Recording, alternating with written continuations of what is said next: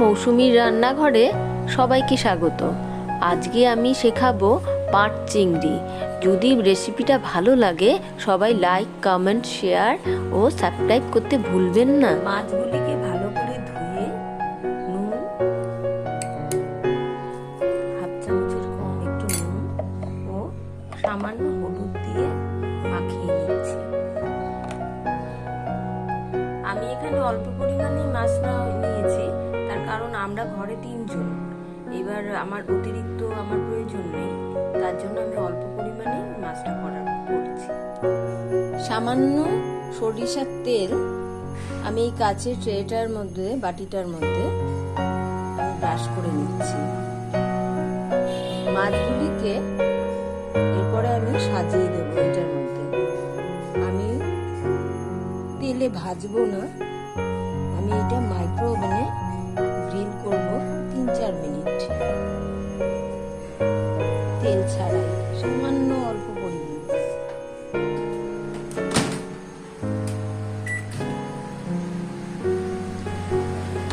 পাট পাতাগুলো এইভাবে অল্প অল্প করে বেছে নিতে হবে, পরিমাণ মতো। আপনাদের যতটুকু ঘরের মেম্বার আছে সেই বুঝে এটা আপনারা করবেন। আমার মাইক্রো ওভেন এখনো চলছে, 3 মিনিটের জায়গায় 2 মিনিট আরো বেশি লাগছে। দেখলাম খুলে এখনো সেইভাবে ভাজাটা হয়নি। কাঁচি দিয়ে এইভাবে ছোট ছোট করে আমি কুচি করে নিচ্ছি।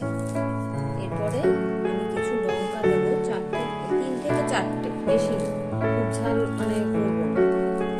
আর সাথে কিছু কুচানো পেঁয়াজ এই নেব, পেঁয়াজ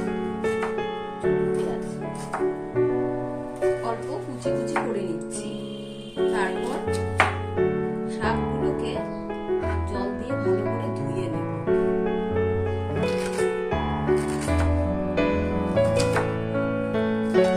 তেল দিলাম, এই 1 চামচ তেলেই রান্নাটা হবে।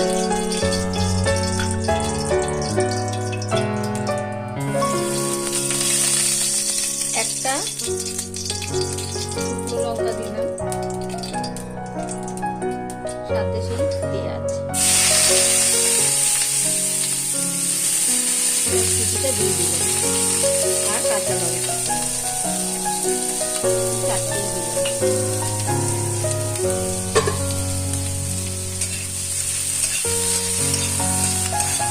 যারা মাইক্রো ওভেনে মাছটা ভাজছেন না, তারা হালকা তেলে একটু মাছটাকে নাড়িয়ে নিতে পারবেন। আমি অনেক কম তেলে করি বলে আমি জাস্ট মাছটাকে একটু মাইক্রো ওভেনেই করে নিই বেশিরভাগটা। হালকা পেঁয়াজগুলি ভেজে এবার শাকগুলিকে দিয়ে দিচ্ছি।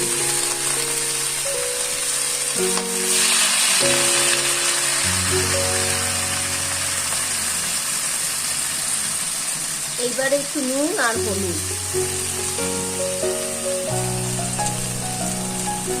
হাফ চামচ হলুদ দিলাম, খুব বেশি না, হাফ চামচ।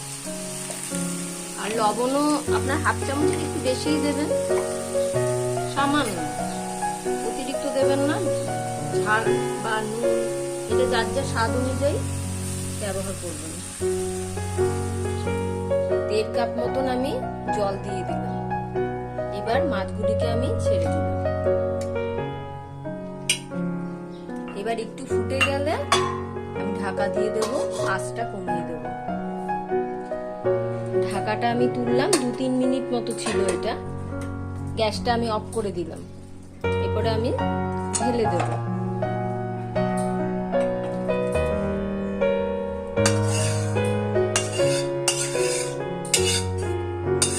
শেষে একটু কাসুন্দি দিয়ে দেব।